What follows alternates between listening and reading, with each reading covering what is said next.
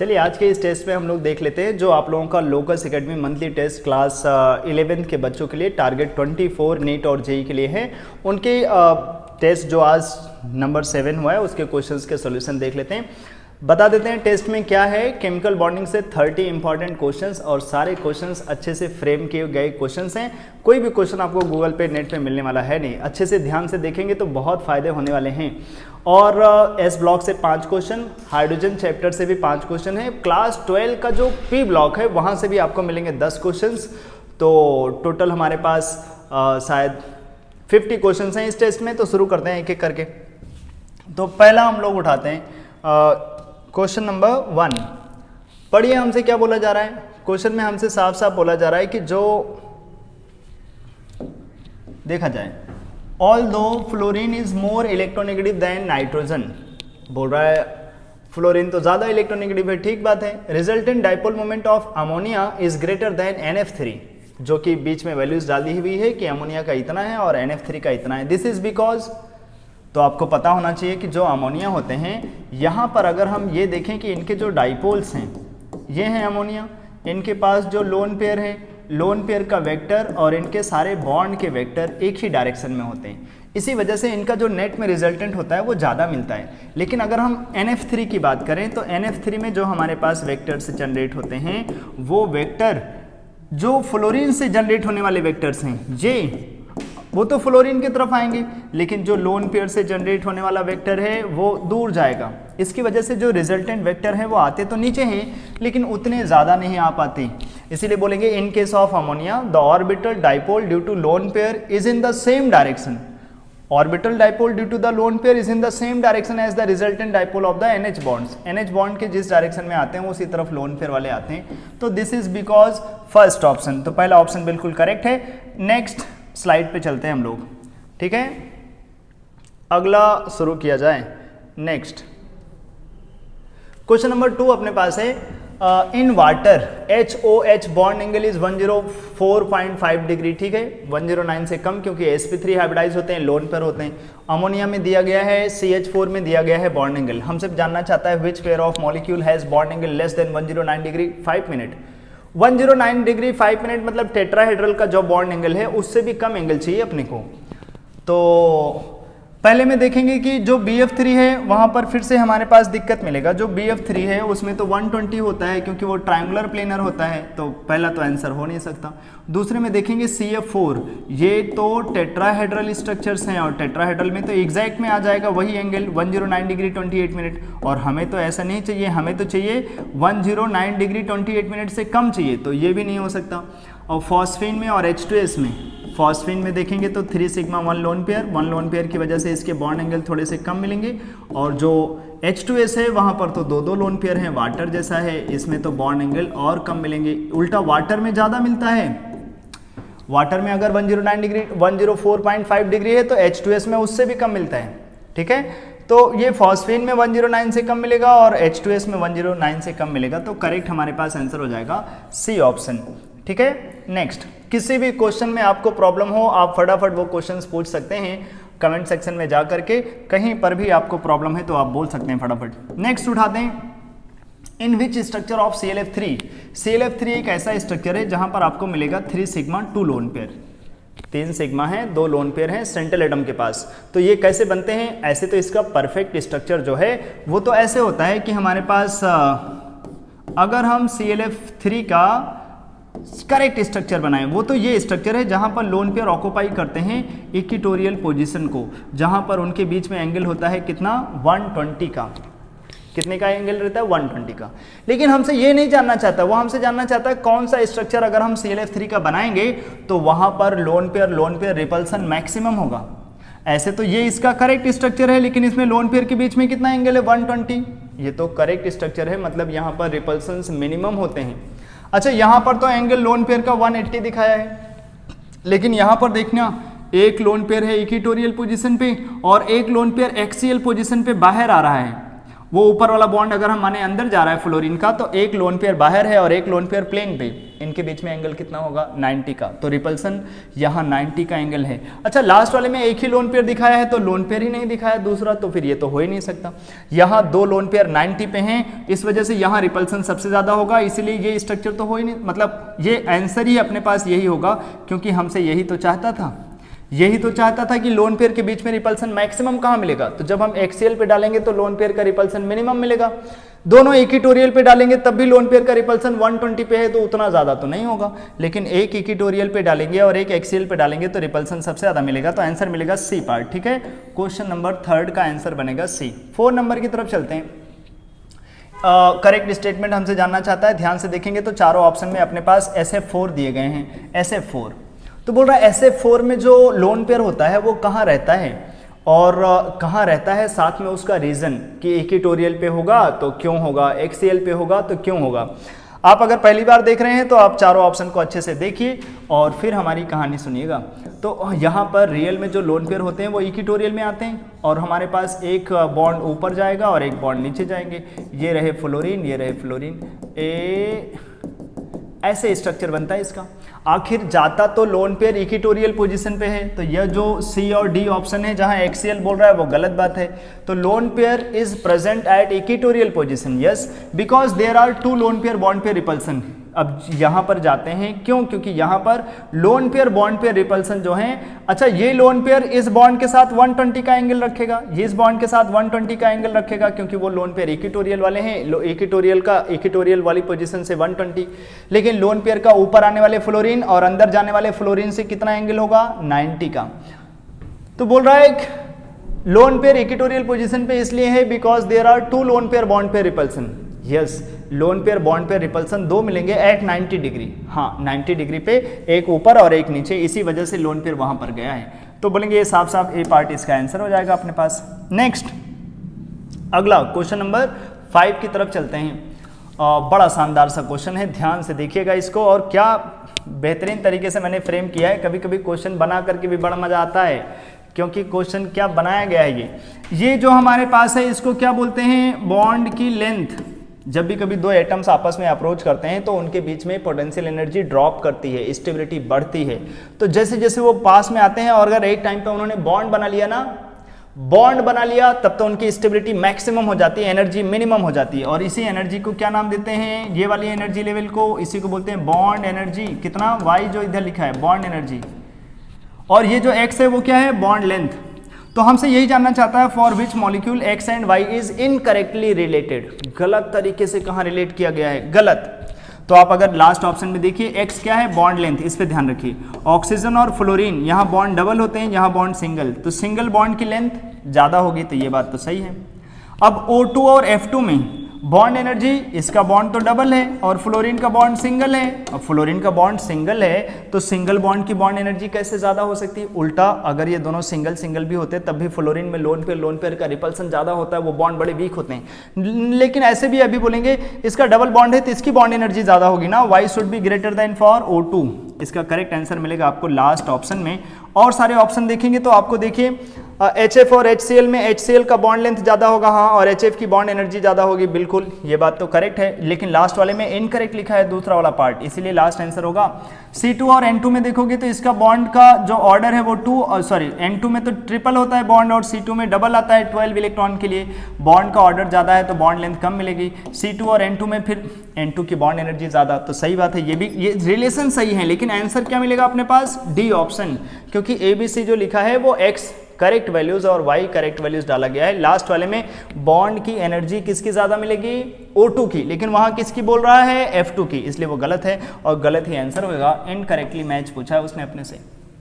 Next चलते हैं question number 6 की तरफ। Which molecule is obtained without excitation of electron in central atom.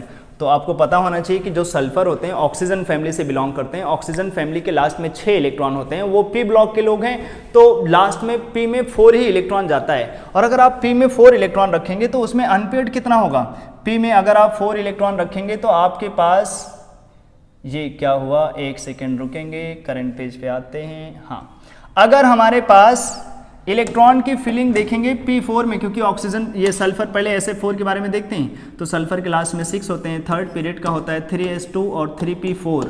तो P में 4 होने से कितने अनपेयर्ड होते हैं? केवल अनपेयर्ड होते हैं 2। अब 2 अनपेयर्ड हैं, बॉन्ड बनाने हैं 4, बिना एक्साइटेशन के बन नहीं सकता, लेकिन वो चाहता है विदाउट एक्साइटेशन, मतलब ये आंसर नहीं हो सकता। 4 बॉन्ड बनाने हैं तो 4 अनपेयर्ड करना पड़ा होगा। एक बार एक्साइटेशन किया होगा इसके, 3p के इलेक्ट्रॉन को 3d में लेकर गया होगा। सेम फॉस्फोरस के केस में इसके लास्ट में होते हैं 5 इलेक्ट्रॉन, तो ये हो जाता है 3s2 3p3।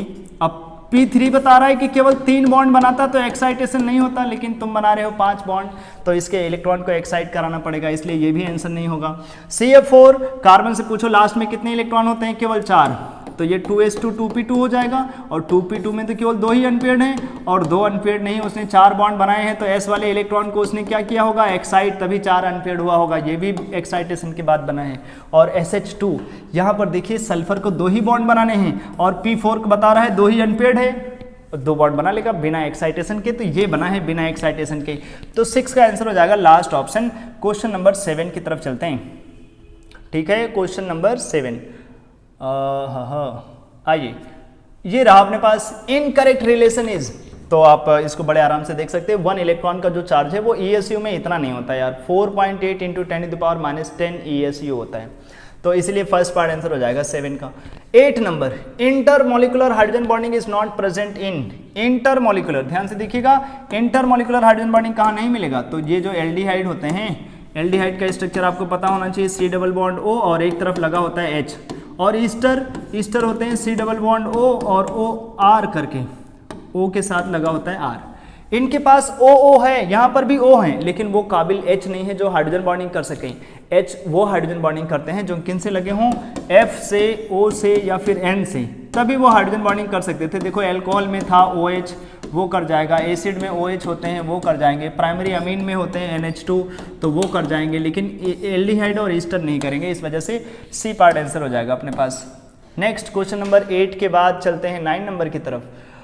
विच molecular orbital configuration indicates 2s2p mixing. आपको पता होना चाहिए मिक्सिंग होता है ऐसे एटॉमिक नंबर में जो सेकेंड पीरियड से बिलोंग करते हैं। Lithium, beryllium, boron, carbon, nitrogen, oxygen, fluorine, neon, सब में नहीं, स्टार्टिंग के जो एटॉमिक नंबर होते हैं वहाँ पर जो कम एनर्जी गैप होने की वजह से उनके इलेक्ट्रॉन मिक्स हो जाते हैं, और मिक्सिंग की वजह से पाई वाले ऑर्बिटल पहले लिखे जाते हैं और जो सिग्मा वाले होते हैं वो बाद में लिखे जाते हैं। तो ऐसी कहानी कहाँ पर है?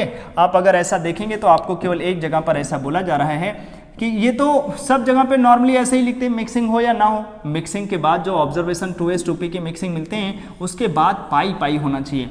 मिक्सिंग यहीं से पता चलता है कि sigma 1 S star, sigma 2 S star, ये तो मिक्सिंग नॉन मिक्सिंग सब में हुआ करते थे।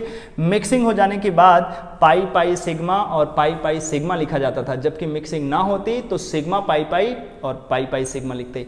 तो इसी वजह से मिक्सिंग कहाँ पर हो रहा है? Which molecular orbital configuration indicates 2s2p mixing, ये कॉन्फ़िगरेशन मिक्सिंग को बता रहा है, और ये वाला तो बिल्कुल भी नहीं बता रहा है। यहाँ सिग्मा पहले लिखा है, सिग्मा पहले लिखते हैं ऑक्सीजन, फ्लोरीन और नियॉन के लिए, उनके 2s और 2p में एनर्जी का लेवल ज़्यादा होता है, वहाँ मिक्सिंग नहीं होता। तो only C part will be the final answer. Next question की तरफ चलते हैं, क्वेश्चन नंबर 9 के बाद 10। Which one has completely filled 2p anti bonding molecular orbital. 2p anti bonding molecular orbital आपको पता होना चाहिए।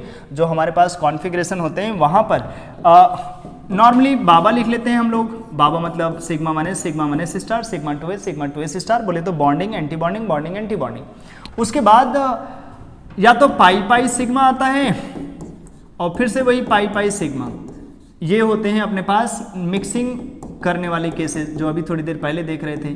ऐसे पाई वालों की एनर्जी सेम होती है, वही pi 2p y equals to pi 2pz। जल्दी से लिखने के लिए हम लोग ऐसे लिख लेते हैं। और अगर मिक्सिंग ना हो तो सिग्मा पाई पाई और उसके बाद पाई पाई सिग्मा।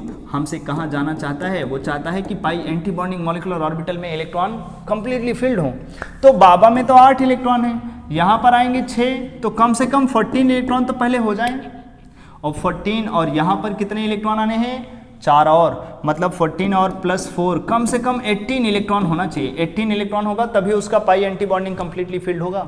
तो B2 में तो यहाँ तो एंटी बॉन्डिंग तो पहुंचेगा नहीं, O2 में तो 16 है, यहाँ पर भी नहीं पहुंचेगा, C2 में 12 इलेक्ट्रॉन, यहाँ पर 18 इलेक्ट्रॉन होगा तभी तो ये कंप्लीटली फिल्ड होगा ना भाई। F2 में देखो 18 इलेक्ट्रॉन है, यहाँ पर पाई टू पी वाई जो पाई टू पी स्टार वाले मॉलिक्यूलर ऑर्बिटल होंगे वो कंप्लीटली फिल्ड होंगे, तो आंसर हो जाएगा अपने पास लास्ट ऑप्शन।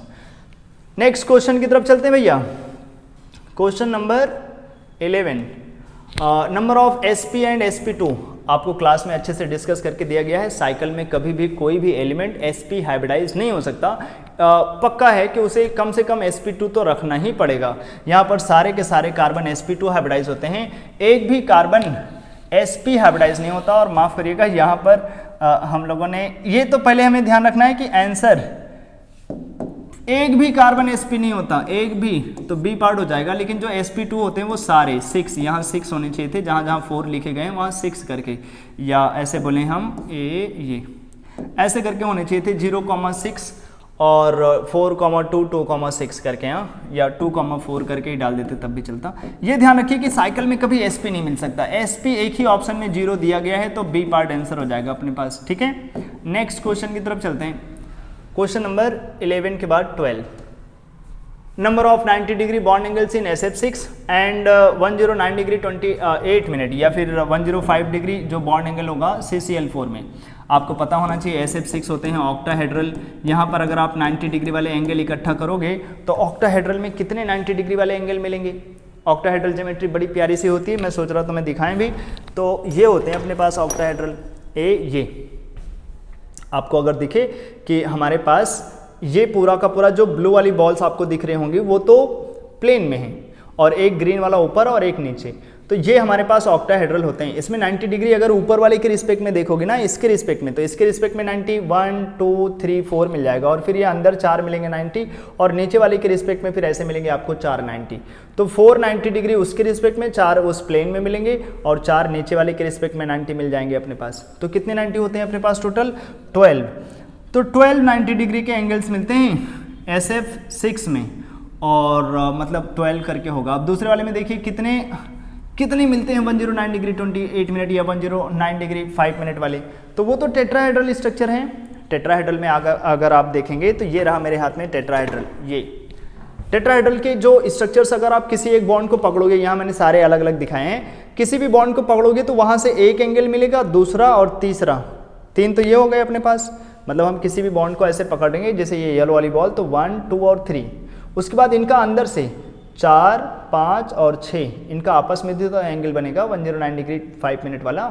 तो ऊपर से 3 और यहाँ से 4 और फिर ये 5 और फिर ये 6, तो 6 मिलेंगे टोटल अपने पास। तो 12,6 बी पार्ट आंसर बन जाएगा 12 का। क्वेश्चन नंबर नेक्स्ट चलते हैं 13 की तरफ। Consider the given statements H2 and He2 both contains equal number of anti bonding electrons. H2 में तो यार एंटी बॉन्डिंग इलेक्ट्रॉन ही नहीं है, तो पहला वाला तो पक्का इनकरेक्ट है, फर्स्ट नंबर पक्का फॉल्स है, तो बोलेंगे पहला तो फॉल्स है। अब सेकंड नंबर अगर हम देखें, सेकंड पहला तो फॉल्स है। C2 माइनस में देखोगे तो 13 इलेक्ट्रॉन, और 13 इलेक्ट्रॉन अगर हम C2 माइनस से बोलें कि 2 सिग्मा और हाफ पाई, ये गलत नहीं लगता भाई, क्योंकि C2 में मिक्सिंग होता है, पहले पाई बनता है बाद में सिग्मा, तो पाई पहले होगा सिग्मा बाद में होगा, मतलब 2 पाई हाफ सिग्मा बोलना चाहिए, ना कि 2 सिग्मा हाफ पाई, इसलिए ये भी गलत है। F2 माइनस में देखोगे तो F2 माइनस में तो 19 इलेक्ट्रॉन होते हैं, F2 में तो बॉन्ड ऑर्डर है 1, सिंगल बॉन्ड बनाते हैं, फ्लोरीन फ्लोरीन सिंगल बॉन्ड, लेकिन एक इलेक्ट्रॉन और आएगा तो पाई एंटी बॉन्डिंग में और सिग्मा एंटी बॉन्डिंग में नहीं आ जाएगा, अभी देख रहे थे F2 वाले केस में, तो उसका बॉन्ड ऑर्डर और कम हो जाएगा। एक इलेक्ट्रॉन एंटी बॉन्डिंग में आएगा तो एक बॉन्ड ऑर्डर और कम हो जाएगा, 0.5 बचेगा, वो भी सिग्मा, जो सिग्मा था उसी का हाफ बचेगा, ये सही है। और B2 has only pi bonds, ये भी सही है, क्योंकि B2 में तो 10 ही इलेक्ट्रॉन हैं, और बाबा के बाद हमारे पास पाई पाई बचते हैं, तो पाई पाई में इलेक्ट्रॉन जब आप डालने जाएंगे तो एक एक इलेक्ट्रॉन आ जाएंगे, जस्ट पाई बॉन्ड, और कुछ मिलेगा नहीं। तो फॉल्स फॉल्स ट्रू ट्रू, मतलब जो हमारे पास आंसर मिलने वाले हैं इसके वो सी पार्ट, ठीक है। तो क्वेश्चन नंबर हमने 13 भी खत्म कर लिए। नेक्स्ट क्वेश्चन की तरफ चलते हैं, क्वेश्चन नंबर 14। बॉन्ड डिस्टेंस, ये क्वेश्चन आपको सॉल्व करने पड़ेंगे, ध्यान से क्वेश्चन पढ़िए और फिर हम लोग इसको करते हैं सॉल्व। चलिए फिर करते हैं। Bond distance in HF, bond distance दिया गया है, डाइपोल मोमेंट दिया गया है, और हमसे जानना चाहता है परसेंटेज आयनिक कैरेक्टर। कैसे निकालते हैं? डायरेक्ट निकालते हैं, एक लाइन में लिख देते हैं परसेंटेज आयनिक कैरेक्टर। कैसे? और नीचे लिखते हैं dipole moment for 100% ionic character. तो 100% आयनिक करेक्टर होगा तो डाइपोल मोमेंट क्या होगा, उसको हम कूलम मीटर में लिखना चाहेंगे तो हमें चार्ज लिखना पड़ेगा इलेक्ट्रॉन का। एक इलेक्ट्रॉन का चार्ज आएगा 1 + 1 - 1 इलेक्ट्रॉन का चार्ज अगर आप कूलम में लिखिए तो कितना लिखेंगे 1.6 × 10⁻⁹। कूलम में क्यों लिखा रहा, क्योंकि ऊपर क्वेश्चन कूलम में दिया है, डेटा देखो सब कूलम मीटर में दिया है तो ये अब उसे में लिखेंगे। और ये हो गया Q × D, डिस्टेंस लिखिए मीटर में तो 9.17 × 10⁻11 ये हो गया अपने पास मीटर। ये आया Q × D। अब देखिए गिवन डाइपोल मोमेंट कितना है, गिवन डाइपोल मोमेंट है 6.1 × 10⁻30। ये गिवन डाइपोल मोमेंट है, यही लिखते हैं given dipole moment divided by dipole moment for 100% ionic character. Last मैंने लेक्चर दिया ना इसके ऊपर, एक डाइपोल मोमेंट कैसे कैलकुलेट करें, इसके जस्ट पहले जो वीडियो अपलोडेड था चैनल पे, वहां से जाके देख के आइए। इनटू 100 तो ये आ जाएगा आपके पास परसेंटेज आयनिक करेक्टर। सॉल्व करेंगे तो आपको मिल जाएंगे आंसर, थोड़ा सा ऑप्शन क्लोज वैल्यूज में है तो आपको मेहनत करके सॉल्व करना पड़ेगा, आंसर निकाल लेना है भाई इसकी, ठीक है। अप्रॉक्सीमेटली देखोगे तो क्या मिलने चाहिए अपने पास, लगभग शायद 38% के आसपास मिलेंगे, देख लीजिएगा। लेकिन मैं इधर क्लियर करके नहीं बोल रहा हूँ, सॉल्व करके आपको देखना पड़ेगा, ठीक है। नेक्स्ट क्वेश्चन की तरफ चलते हैं। Question number 15, which of the following is not correct dipole moment, कौन सा करेक्ट डाइपोल मोमेंट के बारे में सही नहीं है, आइए देखते हैं। First, lone pair of electron present on the central atom can give rise to the dipole moment, ये बात तो सही है। The dipole moment is a vector quantity, ये भी सही है। CO2 molecule has no dipole moment since CO bonds are non polar, ये गलत बात है, यही हमसे पूछा है, नॉट करेक्ट। बोल रहा है CO बॉन्ड नॉन पोलर है, इस वजह से जो CO2 है वो उसका कोई डाइपोल मोमेंट नहीं है, CO2 का डाइपोल मोमेंट नहीं है, बात तो सही है। लेकिन CO बॉन्ड तो पोलर है ना भाई, O पे - C पे प्लस, तो इसलिए ये स्टेटमेंट गलत हो जाएगा और यही बन जाएगा अपने पास आंसर। आंसर बन जाएगा क्या, C ऑप्शन। नेक्स्ट क्वेश्चन की तरफ चलते हैं, क्वेश्चन नंबर 16 की तरफ। क्या है भैया, हाइब्रिड ऑर्बिटल आपसे पूछा है, बड़ा बड़ा आप देख लीजिए क्या बोलेंगे। हाइब्रिड ऑर्बिटल यहाँ पर तो मिल जाएगा sp3, सिंपल, सारे सिग्मा बॉन्ड बने हैं। यहाँ पर एक पाई बॉन्ड होते हैं, C डबल बॉन्ड O और H करके, एल्डिहाइड बोलते हैं इसको, तो ये sp2 हो जाते हैं। और एसिड में देखेंगे H C double bond O और OH, यहाँ पर भी आप देखेंगे तो sp2 मिलेगा। तो sp2 सॉरी sp3 होगा पहले, फिर sp2 माफ करिएगा, sp3 फिर sp2 मतलब बी पार्ट आंसर हो जाएगा, ठीक है। 16 का भी। नेक्स्ट चलते हैं 17 की तरफ। Question number 17, which pair of molecule does not exist due to inert pair effect, मतलब कौन सा पेयर ऑफ मॉलिक्यूल है जो इनर्ट पेयर इफेक्ट की वजह से एग्जिस्ट नहीं करता। अब इनर्ट पेयर इफेक्ट क्या होता है, थैलियम, लेड और बिस्मथ, इनके +5 ऑक्सीडेशन स्टेट बहुत अनस्टेबल होता है। अनस्टेबल का मतलब ये नहीं कि एग्जिस्ट नहीं करता, डिपेंड करता है सामने तुमने हाईलाइट कैसा लगाया है। कभी कभी हाईलाइट ऐसे होते हैं जो बहुत अच्छे रिड्यूसिंग एजेंट होते हैं, उनके साथ जिंदा नहीं होता। जैसे थैलियम का I3 नहीं एग्जिस्ट करता, लेड के I4 नहीं एग्जिस्ट करते, और बिस्मथ का केवल और केवल +5 में फ्लोराइड एग्जिस्ट करता है। तो अगर आप देखेंगे यहाँ जो लास्ट ऑप्शन है, बिस्मथ का क्लोराइड और बिस्मथ का ब्रोमाइड, ये दोनों एग्जिस्ट नहीं करते। Which pair of molecule does not exist due to inert pair effect, तो ये पेयर ऑफ मॉलिक्यूल, क्योंकि बिस्मथ का केवल और केवल मिलने वाला है कौन, फ्लोराइड, बस। थैलियम का तो एग्जिस्ट नहीं करता लेकिन लेड कर जाता है। ये PbCl4 एग्जिस्ट कर जाता है, BiCl5 नहीं करता, और ये तो दोनों एग्जिस्ट करते हैं क्योंकि ये दोनों 2+ और 3+ में है, यहाँ कोई इनर्ट पेयर इफेक्ट की बात भी नहीं है। तो लास्ट होगा इसका आंसर, और ध्यान से क्वेश्चन देखने चाहिए आपको, हर एक क्वेश्चन जो है मस्त क्वेश्चन लगेंगे। 18 नंबर में क्या क्वेश्चन दिया गया है आपके लिए, मस्त बिल्कुल तड़कता धड़कता क्वेश्चन है। ये देखते हैं, ये लिखे हैं मैलेइक एसिड और ये लिखे हैं फ्यूमेरिक एसिड, ये होते हैं ऑर्थोनाइट्रोफिनॉल और ये हैं अपने पास पैरानाइट्रोफिनॉल। पूछ रहा है करेक्ट ऑप्शन, आइए देखते हैं। First, P is more volatile than Q, जो P है वो Q से ज्यादा वोलाटाइल है, इतना बात तो सही है। और आगे बोल रहा है R is more acidic then S, R is more acidic नहीं, ये इंट्रामोलिकुलर हाइड्रोजन बॉन्डिंग करके वीक एसिड हो जाते हैं, इसलिए ये स्टेटमेंट गलत हो गया।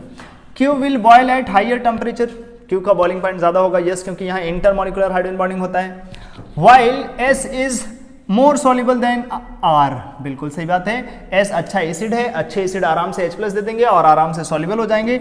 जी हाँ, ऑर्थोनाइट्रोफिनॉल पैरानाइट्रोफिनॉल में, पैरानाइट्रोफिनॉल अच्छे एसिड होते हैं क्योंकि ऑर्थोनाइट्रोफिनॉल में एसिडिक H निकालने में थोड़ा दिक्कत होता है क्योंकि वो अंदर अंदर हाइड्रोजन बॉन्डिंग करते रहते हैं, तो उनका निकलना थोड़ा टफ रहता है। तो क्यू विल बॉयल, हाँ क्योंकि वो इंटर करेंगे तो उनका बॉइलिंग पॉइंट ज्यादा होगा, और while S is more soluble than R, S is more soluble than R, बिल्कुल सही बात है। तो बी पार्ट आंसर बन जाएगा क्वेश्चन नंबर 18 का। ठीक है भाई, ध्यान रखिए कहीं कुछ इधर उधर हो जाए किसी क्वेश्चन का आंसर तो कमेंट करके बोल दीजिएगा कि सर इसमें प्रॉब्लम रह गया। ठीक है, टेंशन नहीं लीजिएगा। Next question number 19, correct order of dipole moment. तो आप फटाफट इनको जानते ही हैं, देख लीजिए correct order of dipole moment कहाँ से मिलेगा। CH3Cl, CH3Br, CH3I, ये तो गलत बात है क्योंकि CH3F इतना कम थोड़ी ना होता है। HF, HCl, HBr, HI बिल्कुल सही है, यही बिल्कुल सही है। और ये CH2Cl2, CH3Cl, यहाँ कम Cl वाले ज़्यादा रखते हैं इसलिए ये गलत है। और BF3 को सबसे ज़्यादा बोल रहे हैं, लो ये तो नॉन पोलर है, गलत बात बोला है। तो बी पार्ट आंसर होगा बस 17 का या 19 का बी पार्ट आंसर मिलेगा बस भैया। आगे चलते हैं नेक्स्ट क्वेश्चन की तरफ। 19 का बी हो गया, 20 की तरफ चलते हैं। देख लीजिए question number 20, number of incorrect statements, S block का क्वेश्चन है। 20 नंबर देखिए फटाफट क्या बोला है। Lithium and magnesium both form A nitride Li3n and Mg3n2 by direct combination with nitrogen. अच्छा, तो ये बात सही है, लिथियम और मैग्नीशियम दोनों नाइट्रोजन से रिएक्शन कर जाते हैं और नाइट्राइड बनाते हैं, और एस ब्लॉक में तो केवल लिथियम ही ऐसा कर पाता है। Solvay process can not be extended to the manufacture of potassium carbonate, yes because potassium carbonate is more soluble, ये भी बात सही है। NaOH is generally prepared commercially by the electrolysis of NaCl in Castner Kellner cell. हाँ, यहीं से caustic soda बनाते हैं, कास्टनर कैलेनर सेल, और कास्टिक सोडा मैच भी करते हैं, इसी का नाम है कास्टिक सोडा। और barium sulphate is less soluble than calcium sulphate, ये तो बात सही है, ये प्रेसिपिटेट होते हैं, but more soluble than beryllium. नहीं भैया, बेरिलियम सल्फेट सबसे ज्यादा सॉल्युबल सल्फेट होता है एल्कलाइन अर्थ मेटल में, ये गलत बात है। और पूछा है कितने इनकरेक्ट हैं, तो केवल एक इनकरेक्ट है, लास्ट पार्ट आंसर हो जाएगा अपने पास। क्वेश्चन नंबर 20 बाद 21, परसेंटेज आनी करेक्टर, फिर से वो क्वेश्चन, थोड़ी देर पहले ऐसे क्वेश्चन हम लोगों ने देखा था। आइए परसेंटेज आनी करेक्टर फिर से आप निकालोगे। Given dipole moment 1.6 into 10⁻18 ESU centimetre, अगर डिवाइड में देखा तो हम ऐसे लिख लेते हैं, और उसके बाद divided by and bond length is 1 angstrom. तो आप निकालिए, परसेंटेज आनी करेक्टर ही बताना है। तो 100% आनी करेक्टर के लिए क्या होगा, ESU में 4.8 इंटू 10⁻10 ये होगा 100% आनी करेक्टर होगा। तो इलेक्ट्रॉन का चार्ज इंटू डिस्टेंस 1 एंगस्ट्रॉम में कितने सेंटीमीटर, 10⁻8 सेंटीमीटर, और परसेंटेज चाहिए तो इंटू 100 कर लीजिएगा, सॉल्व कर लीजिए, आपको मिल जाएंगे 33.33। और ये सेम क्वेश्चन मैंने लास्ट जो डाइपोल मोमेंट का लेक्चर दिया उसमें सॉल्व भी कराया था, अगर आपने देखा होगा फटाक से टिक कर दिया होगा, सेम तरीके का क्वेश्चन है और सॉल्व करना भी बड़ा आसान है। खड़ा कर ये चले गए, ये चले गए, और ये जस्ट 100/3 33.33 आ गए। तो क्वेश्चन नंबर 21 का आंसर हो गया सी पार्ट।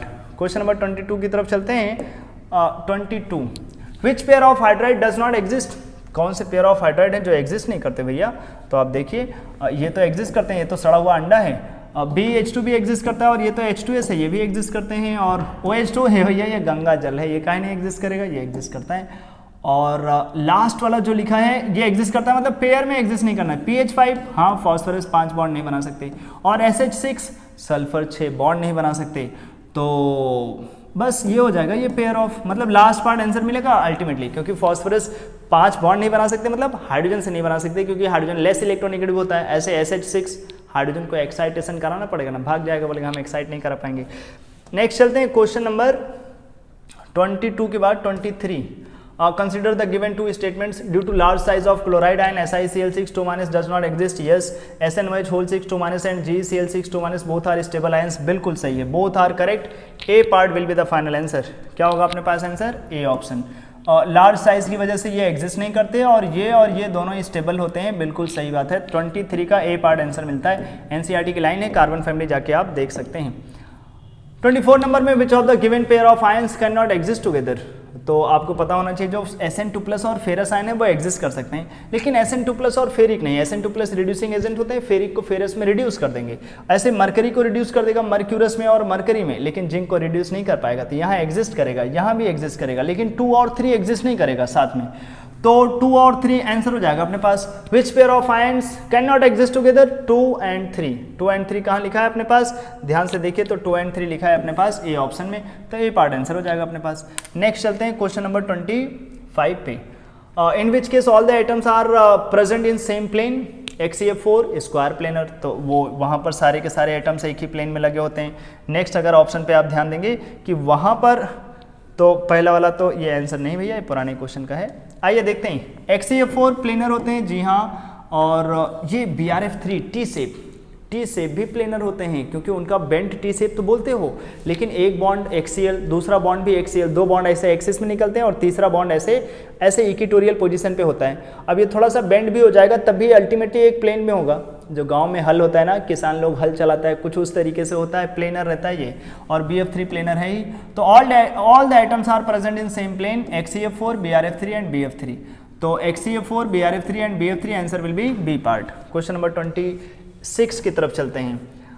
आइए, क्या है hybridisation of central atom changes in, तो पहला वाला हो जाएगा, क्योंकि वहाँ पर मरकरी का अगर आप हाइब्रिडाइजेशन देखेंगे तो फटाफट आपको मिल जाएगा। यहाँ पर sp 2 सिग्मा 0 लोन पेयर, और यहाँ पर देखेंगे तो याद करिए जिंदगी कद्दू हो गई, उनके लास्ट में 2 ही इलेक्ट्रॉन होता है, 2 माइनस आ गया तो 2 और आ गए, 4, और 4 उन्होंने यूज़ कर लिया, तो क्या बन गया ये sp3, तो हाइब्रिडाइजेशन चेंज हो गया ना भाई, तो यही आंसर हो जाएगा। और सब में देखोगे तो सेम हाइब्रिडाइजेशन है, यहाँ sp3 sp3 sp3 sp3 sp2 sp2, तो ए पार्ट आंसर बन जाएगा। 27 नंबर की तरफ चलते हैं।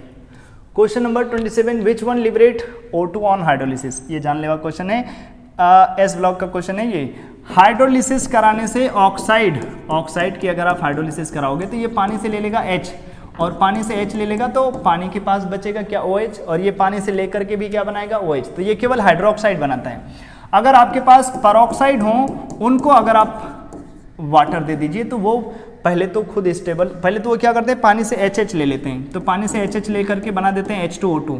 पानी से HH ले लोगे, 2 H ले लेगा तो बनाता है H2O2। और ऑक्साइड पानी के साथ क्या करते हैं, जैसा ऊपर किया है, वो ऑक्साइड पानी से H ले करके बना लेता है हाइड्रोक्साइड। समझिए मैंने क्या बोला है, पहले तो दोनों H ले लिया, बना दिया H2O2, उसके बाद जो ऑक्साइड बचता है वो पानी से बिल्कुल वैसे बिहेव करता है, तो हाइड्रोक्साइड। और जो सुपर ऑक्साइड होते हैं ना भाई, इनको अगर आप पानी दे जाओ तो ये पहले पानी से H ले करके बनाते हैं H2O2, और यहाँ पर मिलता तो है ये हाइड्रोक्साइड, लेकिन जो एक्स्ट्रा बचे हुए ऑक्सीजन होते हैं, क्योंकि ये सुपर ऑक्साइड बहुत सारा ऑक्सीजन खा करके बनते हैं, तो ये ऑक्सीजन गैस भी लिबरेट कर देते हैं। कुछ ऑक्सीजन गैस, पहले ये कुछ ऑक्सीजन गैस लिबरेट करते हैं, जाते हैं O2 में और कुछ बनाते हैं, फिर ये पेरोक्साइड, और फिर पेरोक्साइड का बिहेवियर वैसे ही रहता है, और ये एक्स्ट्रा ऑक्सीजन गैस जो है वो लिबरेट हो जाती है। अगर आप बैलेंस करेंगे तो यहाँ डबल कर लीजिए, तो ये यहाँ चले जाते हैं O2 2 माइनस में, और O2, ये O2 लिबरेट हो जाता है। तो केवल सुपर ऑक्साइड ही हैं जो हाइड्रोलिसिस से O2 गैस देते हैं।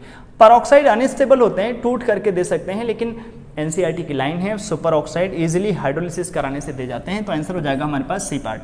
क्वेश्चन नंबर बोथ नहीं, केवल सी पार्ट मैंने आंसर दिया है, और यही माना भी जाएगा, NCERT में केवल और केवल KO2 से लिया है उसने।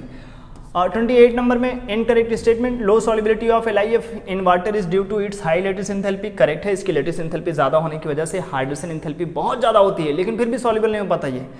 LiCl is soluble in ethanol, acetone, ethyl acetate and pyridine. हाँ, कोवेलेंट करेक्टर बहुत ज्यादा होता है, तो कोवेलेंट सॉल्वेंट में डिसॉल्व हो जाता है। Lithium metal is used to make useful alloys, for example with lead to make white metals. बिल्कुल सही बात है, क्लास में आपको समझाए गए हैं, बड़े डेंसिटी तो बहुत ज्यादा होती है, लेकिन ये अल्टीमेटली हल्के होते हैं। Among all alkali metals, bicarbonates, only lithium bicarbonate exists in solid state। बहुत बड़ा झूठ लिखा है, केवल लिथियम बाइकार्बोनेट सॉलिड स्टेट में एग्जिस्ट करता है? नहीं भैया, लिथियम ही अकेला है जो एग्जिस्ट नहीं करता, और सब एग्जिस्ट करते हैं। बेकिंग सोडा घर में खाते नहीं, वो तो एग्जिस्ट करता है सॉलिड में, लिथियम नहीं एग्जिस्ट करता, डज नॉट होना चाहिए था। ये बात यही इनकरेक्ट है, और यही हमारा फाइनली क्या बनेगा आंसर, क्योंकि इनकरेक्ट ही पूछा है उन्होंने। नेक्स्ट क्वेश्चन नंबर 29 की तरफ चलते हैं। Which one will liberate hydrogen at highest temperature? भैया हाईएस्ट टेम्परेचर पे जो रिएक्शन करने के लिए तैयार होगा वही देगा ऐसा। कौन है जो हाइड्रोजन से रिएक्ट करेगा? विच one will react with hydrogen eight highest temperature? Lithium, क्योंकि उसकी आयनाइजेशन एंथैल्पी बहुत ज़्यादा है, पहले बहुत एनर्जी तुमसे मांगेगा, लगभग 1000 केल्विन के आसपास टेम्परेचर देना पड़ता है, तब वो रिएक्शन करता है। और लोग लगभग 600-700 केल्विन पे कर जाते हैं आराम से हाइड्रोजन से रिएक्शन, लेकिन जो लिथियम है ना भैया वो इतने आराम से नहीं करता, क्योंकि उसकी आयनाइजेशन एंथैल्पी ज़्यादा है। नेक्स्ट क्वेश्चन की तरफ चलते हैं, question number 30। Correct order of electropositive character. Electropositive character का मतलब होता है जो मेटल होते हैं ना उनका मेटेलिक करेक्टर। मेटेलिक करेक्टर जितना ज़्यादा उसका इलेक्ट्रोपॉजिटिव करेक्टर उतना ज़्यादा। आप अगर ये स्टेटमेंट नहीं जानते हैं तो ध्यान रखिए, पीरियोडिक टेबल में नीचे जाते हैं तो इलेक्ट्रोपॉजिटिव करेक्टर बढ़ता है, आगे जाते हैं तो इलेक्ट्रोपॉजिटिव करेक्टर घट जाता है, उल्टा इलेक्ट्रोनेगेटिविटी बढ़ जाती है। ठीक, बस ये ध्यान रखिए। तो beryllium, magnesium, calcium, strontium, barium, beryllium, magnesium, calcium, strontium, barium, नीचे जाओगे तो इलेक्ट्रोपॉजिटिव कैरेक्टर बढ़ेगा, तो बी पार्ट आंसर हो जाएगा अपने पास, ठीक है। नेक्स्ट क्वेश्चन की तरफ चलते हैं, क्वेश्चन नंबर 31। ये इनऑर्गेनिक केमिस्ट्री फिर से आपको याद होनी चाहिए, बड़ी शानदार रिएक्शन है PCl5 और PCl3 बनाने की। PCl3 जो कि कलरलेस होते हैं और PCl5 जो कि येलो कलर के सॉलिड होते हैं। आइए, तो जब हम SOCl2 देते हैं तो क्या बनता है, बड़े शानदार प्रोडक्ट बनते हैं। SOCl2 देने से गैस निकलती है SO2, और एक हमारे पास बनता है PCl3 और एक बनता है हमारे पास S2Cl2। और जब हम यहाँ पर देखते हैं तो गैस यहाँ पर SO2 बनता है और साथ में बनते हैं PCl5। तो बोल रहा है इनकरेक्ट ढूंढिए, तो गैस एक्सिस दोनों में सेम गैस SO2, ये सही बात है। इनकरेक्ट पूछा है P इज PCl3, क्या P PCl3 हो सकता है, यस। Q इज SCl2, नहीं SCl2 नहीं हो सकता। S2Cl2, तो ये गलत बात है। और R इज PCl5, यस। तो सी पार्ट गलत है, तो सी पार्ट आंसर हो जाएंगे अपने पास, ठीक है। ये बहुत फेमस रिएक्शन NCERT की है, याद रखनी चाहिए, बहुत इंपॉर्टेंट है भैया आपके JEE के एग्जाम के लिए। नेक्स्ट क्वेश्चन की तरफ चलते हैं, question number 32। Number of POH, PO और ये वाले बॉन्ड्स आपको बताने हैं, फटाफट आपको स्ट्रक्चर याद होने चाहिए। H4P2O6 बड़ा शानदार सा मॉलिक्यूल है, हाइपोफॉस्फोरिक एसिड। स्ट्रक्चर देखिए और टिक कर दीजिए। POP बॉन्ड कितने होते हैं इसके घर में, 0 POP, तो 0 POP। कितने P डबल बॉन्ड मिलेंगे, वो तो सब जगह 2 ही बोले हैं। और POH कितने होते हैं, 4, तो 4 POH बॉन्ड होते हैं इसके पास, तो आंसर ये पार्ट बन जाएगा अपने पास, ठीक है। नेक्स्ट क्वेश्चन की तरफ चलते हैं, question number 33। Maximum dissociation constant मतलब सबसे तगड़ा एसिड, और याद करिए हाइड्राइड में हमेशा एसिडिक स्ट्रेंथ किधर बढ़ता है, नीचे, जैसे HF, HCl, HBr, HI नीचे की तरफ। क्यों, रीजन क्या है, बॉन्ड डिसोसिएशन एंथैल्पी बहुत कम होती है नीचे, तो वो आराम से अपना H+ ले जाते हैं, आंसर हो जाएगा H2TE। 33 का आंसर लास्ट हो जाएगा। इन ओजोन पूछ रहा है बॉन्ड एंगल बता दीजिए, तो ओजोन में जो आपने हाइब्रिडाइजेशन सीखा होगा, बड़ा आराम से ऐसे सीखा है, और OO2 करके शॉर्टकट हम लोगों ने बनाया, sp2, 2 सिग्मा 1 लोन पेयर होता है, तो 2 सिग्मा ऐसे बना लेते हैं और 1 लोन पेयर। अब इसका 120 के आसपास होगा, लेस देन 120, तो ये बन जाएगा अपने पास बी पार्ट, ठीक है। क्वेश्चन नंबर 35 नंबर पूछ रहा है P, Q और R बता दीजिए। जो पहली वाली एनर्जी यहाँ देते हैं, फर्स्ट एनर्जी, वो कौन सी एनर्जी होती है, वो एनर्जी होता है यहाँ पर पहली एनर्जी जो दिया जाता है बॉन्ड को तोड़ने के लिए, तो वो होता है डिसोसिएशन एंथैल्पी। अगली एनर्जी वो इलेक्ट्रॉन गेन करके, तो दूसरा है इलेक्ट्रॉन गेन एंथैल्पी। तीसरा पानी लेकर के, देखो पानी लगा रहा है, गैस से एक्वस, पानी लेकर के जो एनर्जी लिबरेट करता है उसको बोलते हैं हाइड्रेशन एंथैल्पी। ए पार्ट शानदार सा आंसर बन जाता है। NCERT का ये फ्लो चार्ट है, हेलोजन फैमिली में ऐसे ही लिखा है। यही चीज़ें डिसाइड करती हैं किसी की ऑक्सीडाइजिंग पावर के लिए उसका ऑक्सीडेशन पोटेंशियल। कभी हमसे पूछता है बताइए कौन सी चीज़ें SRP को या किसी नॉन मेटल का SRP स्टैंडर्ड रिडक्शन पोटेंशियल कैसे डिसाइड होता है, तो इन 3 चीज़ों को कंसीडर करके पहले उसके बॉन्ड तोड़ना पड़ेगा, फिर उसमें से इलेक्ट्रॉन उसे देना पड़ेगा क्योंकि वो नॉन मेटल इलेक्ट्रॉन लेकर के रिएक्शन करते हैं, और फिर पानी लेकर के हीट लिबरेट करते हैं, तो उसको बोलते हैं hydration enthalpy. A part answer बन जाएगा अपने पास। Next question 36। 2 स्टेटमेंट हैं, stability of hydrogen halides decreases down the group. भैया HF, HCl सारे हाइड्रोजन के हैलाइड्स नहीं, सारे हाइड्राइड में यही होता है, नीचे जाओगे बॉन्ड बड़े हो जाएंगे, बॉन्ड वीक हो जाएंगे, तो उनकी स्टेबिलिटी कम होगी, HF की स्टेबिलिटी ज़्यादा होगी, तो पहला स्टेटमेंट सही है। और क्यों, order of bond dissociation enthalpy is, ये बॉन्ड डिसोसिएशन एंथैल्पी होता है, इसके बॉन्ड तगड़े होते हैं, इसलिए इसकी स्टेबिलिटी ज़्यादा होगी। तो दोनों स्टेटमेंट सही हैं और रीजन भी बिल्कुल सही है, तो ए पार्ट आपको करेक्ट आंसर मिल जाएंगे। नेक्स्ट क्वेश्चन की तरफ चलते हैं, क्वेश्चन नंबर 37। डेकेंस प्रोसेस कौन से होते हैं, आप फटाफट टिक करिए और चलिए आगे। क्या बात है, अपने आप टिक हो गया। HCl का O2 से रिएक्शन कराइए, CuCl2 की प्रेजेंस में क्लोरीन गैस बनता है, इसी को बोलते हैं डेकेंस प्रोसेस। याद करिए CWHOD, वही तो शॉर्टकट था अपने पास, कॉन्टैक्ट प्रोसेस और पता नहीं क्या क्या हम लोगों ने शॉर्टकट बना रखे थे। 38 नंबर में incorrect statement is all halogens, fluorine, chlorine, और यहाँ पर है भैया ब्रोमीन। ये हमारे यहाँ के कलाकार लोग, यहाँ पर आएगा ब्रोमीन, ठीक, ये नालायक लोग हैं। करेक्शन होने के बावजूद भी करेक्शन यहाँ पे छूट जाता है। All halogens, fluorine, chlorine, bromine and iodine forms hypohalous acid, बिल्कुल। HClO2 is more acidic than HClO but less acidic than, अरे भैया more acidic than HClO, ये बात सही है, but less acidic than HClO4, ये बात भी सही है। इनकरेक्ट पूछा है। Oxidation state of iodine HiO +1 आ जाएगा और यहाँ पर +5, लेकिन यहाँ +3 लिखा है, यही गलत है, फिर तो गलत हो गया, मिल गया answer, C part by answer. Next चलते हैं क्वेश्चन नंबर 39 की तरफ। नंबर ऑफ न्यूट्रॉन्स, बड़ा शानदार क्वेश्चन दिया मैंने। न्यूट्रॉन काउंट करने में लोगों को कभी कभी शर्म आती है, लेकिन अपने एग्जाम में पूछ लेते हैं। जेईई जैसे एग्जाम में तो पता फटाफट कई बार पूछा उन्होंने। अब पता होगा न्यूट्रॉन ऐसे लिखते हैं 1H2, इसमें न्यूट्रॉन होते हैं 1, ठीक है। ड्यूटेरियम में तो 2 ड्यूटेरियम में 2 न्यूट्रॉन आ जाएंगे, हाइड्रोजन में 0 होते हैं और ड्यूटेरियम में 1, ऑक्सीजन में 8 होते हैं क्योंकि उसका मास नंबर 16, एटॉमिक नंबर 8, तो 16 माइनस 8 करेंगे तो 8 न्यूट्रॉन मिलेगा। और ड्यूटेरियम में 1, 2 ड्यूटेरियम में 2, तो फिर आ जाएगा 10। तो क्या मिलना चाहिए 2, 1, 10, ऐसा कहाँ पर है? लास्ट ऑप्शन में, तो लास्ट हो जाएगा आंसर। क्वेश्चन नंबर 39 के बाद 40 नंबर में चलते हैं। क्या है? Which one is incorrect? IF7 is pentagonal bipyramidal, हाँ, लेकिन ClF5 इज ट्रायंगुलर बाइपिरामिडल, नहीं भाई, 5 सिग्मा 1 लोन पेयर, तो स्क्वायर पिरामिडल बनेगा। कैसा? Square pyramidal, 5 sigma 1 lone pair, तो टोटल मिला के 6 हो गया, एक जगह लोन पेयर डालेंगे, स्क्वायर पिरामिडल बनेगा। तो ट्रायंगुलर बाइपिरामिडल बोलना सही है। ICl3 इज बेंड शेप, ये भी सही है, और स्क्वायर प्लेनर होगा ICl4 माइनस, क्योंकि 4 सिग्मा 2 लोन पेयर, तो बी पार्ट आंसर हो जाएगा इसका। नेक्स्ट क्वेश्चन की तरफ चलते हैं। 41 HiH2SO4 को रिड्यूस कर देता है, HF नहीं कर पाता है, बात सही है, क्योंकि I माइनस की रिड्यूसिंग पावर ज़्यादा होती है। तो ये भी एजर्सन रीजन साफ साफ आपको फर्स्ट स्टेटमेंट में ले जाएगा, बोथ आर करेक्ट और करेक्ट एक्सप्लेनेशन भी है। हाइड्रोजन चैप्टर से group number 7 metals forms metallic hydrides, यही तो गलत बात हो जाएगी। ग्रुप नंबर 7, 8, 9 तो मेटेलिक हाइड्राइड बनाते ही नहीं। B2H6 is an electron precise, नहीं, इलेक्ट्रॉन डिफिशिएंट होता है। SiH4 and HBr both are electron rich, नहीं, ये इलेक्ट्रॉन प्रिसाइज होते हैं। और LiH इज एन आयनिक और सेलाइन हाइड्राइड, ये बिल्कुल सही बात है। जो LiH होते हैं वो आयनिक या फिर सेलाइन हाइड्राइड होते हैं, ये करेक्ट बात है। जो S ब्लॉक के होते हैं वो यही होते हैं भाई। नेक्स्ट 43 मोलैरिटी बनाने के लिए वॉल्यूम स्ट्रेंथ जो दिया होता है, उस वॉल्यूम स्ट्रेंथ को अगर आप डिवाइड कर दीजिए 11.2 से, तो आपको मिल जाएगी मोलैरिटी, तो ए पार्ट आंसर मिल जाएगा। इधर आपके सीट में कभी दिया गया था, बताया गया था कि आप मोलैरिटी फटाफट बता सकते हैं। वॉल्यूम स्ट्रेंथ को 11.2 से डिवाइड कर दीजिए, 5.6 से डिवाइड कर दीजिए तो नॉर्मेलिटी आ जाती है। नेक्स्ट फैक्टर की तरफ चलते हैं। 44 number, in which method for the removal of permanent hardness sodium aluminium silicate.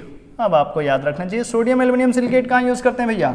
Permuted process, zeolite process में यूज करते हैं, उसी को बोलते हैं आयन एक्सचेंज प्रोसेस, या फिर जियोलाइट प्रोसेस बोलिए, या फिर परम्यूटेड प्रोसेस बोलिए, तो परम्यूटेड में यूज करते हैं। सी पार्ट आंसर हो जाएगा अपने पास।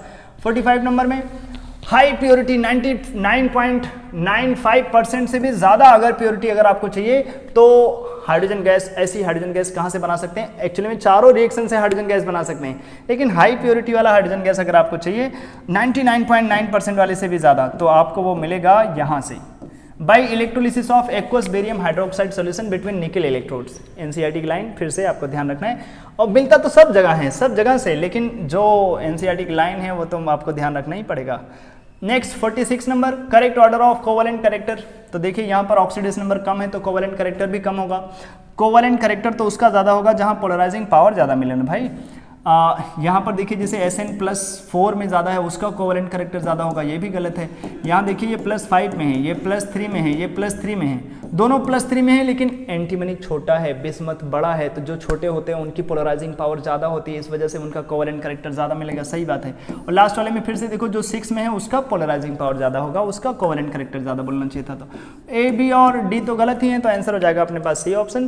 क्वेश्चन नंबर 40 का 7 नंबर बोल रहा है CO bond length double bond इतने होते हैं, ट्रिपल बॉन्ड इतने होते हैं। चैनल पे आपको अच्छे से वीडियो मिला है, देख सकते हैं आप।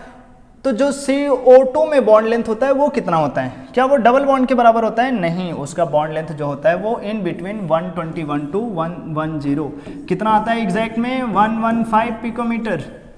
ठीक है, चलिए नेक्स्ट क्वेश्चन की तरफ चलते हैं। क्वेश्चन नंबर 40 का 8, number of canonical structures for carbonates. Canonical structure मतलब होते हैं रेजोनेटिंग स्ट्रक्चर। कार्बोनेट के लिए कितने रेजोनेटिंग स्ट्रक्चर्स बना सकते हैं भाई? एक तो स्ट्रक्चर ये है, ऐसे एक बार डबल बॉन्ड यहाँ, एक बार डबल बॉन्ड यहाँ, 3 बार बना सकते हैं। ऐसे ClO3 माइनस से पूछोगे तो वहाँ पर माइनस चार्ज 3 ऑक्सीजन पे दिखा सकते हो, तो उसके लिए भी 3 बना सकते हैं, तो बी पार्ट आ जाएगा अपने पास। 49 नंबर में देख लीजिए क्या बोला जा रहा है? In which pair both central atom are sp3 hybridized. तो जस्ट आपको हाइब्रिडाइजेशन चेक करना है, तो इसमें ज़्यादा टाइम लगाने की कोई ज़रूरत है नहीं। आप फटाफट हाइब्रिडाइजेशन देख लीजिए। यहाँ 3 सिग्मा 2 लोन पेयर sp3d, यहाँ 2 सिग्मा 3 लोन पेयर sp3d, तो ए पार्ट हो जाना चाहिए, लेकिन लास्ट में A एंड C लिखा है तो थोड़ा बच करिए। 4 सिग्मा 1 लोन पेयर sp3d, लेकिन 5 सिग्मा 1 लोन पेयर sp3d2 बन जाएगा। यहाँ पर देखेंगे तो ये 2 sigma 3 lone pair I2 minus करके लिख लेते हैं हम लोग, तो ये भी बनेगा sp3d, और यहाँ पर 4 सिग्मा 1 लोन पेयर ये भी sp3d, तो A and C both last part answer मिलेगा। बच के थोड़ा सा, कभी कभी पहले ऑप्शन से हम लोग भाग जाते हैं। लास्ट पूरा का पूरा हाफ सेंचुरी पे पहुंच गए हैं। Pair of molecules having non zero dipole moment, ऐसे पेयर ऑफ मॉलिक्यूल जिनका डाइपोल मोमेंट नॉन जीरो है, मतलब पोलर मॉलिक्यूल होने चाहिए दोनों। BF3 पोलर नहीं होता, CF4 पोलर नहीं होता, और यहाँ पर देखिए PCl4F पोलर होगा। PCl2F3 याद रखना चाहिए आपको, ज़्यादा इलेक्ट्रोनेगेटिव लोग कहाँ जाते हैं, HCl पे, लेकिन उसके बावजूद भी HCl कैंसिल हो जाएगा, इक्वेटोरियल से तो पोलर रह ही जाएगा, तो अल्टीमेटली पोलर है, तो C पार्ट हो जाएगा आंसर। तो इस तरीके से हम लोगों ने पूरी 50 क्वेश्चन देख लिए। कहीं ज़्यादा डाउट हो जाए तो आप फटाफट बोल सकते हैं कमेंट करके, और कौन सा क्वेश्चन आपको सबसे बेहतरीन मिला, अगर आपने पूरे लेक्चर देखे तो कमेंट करके जरूर बताएं। आपके एक्सपेक्टेड स्कोर कितने आएंगे इस तरीके के टेस्ट में, और आपने टेस्ट नहीं दिया था और वीडियो देख करके आपने कुछ सीखा तो फटाफट आप भी बता सकते हैं। चलिए इस वीडियो में इतना रखते हैं, अगली वीडियो में फिर से मिलेंगे Locus Academy monthly test number 8 लेकर के, ठीक है। और चलिए फिर कोई और जानकारी है तो आप चैनल पे दिए गए कॉन्टैक्ट नंबर से कॉन्टैक्ट कर सकते हैं। इसके वीडियो में इतना रखते हैं, अगले वीडियो में फिर से मिलेंगे, तब तक के लिए बाय बाय।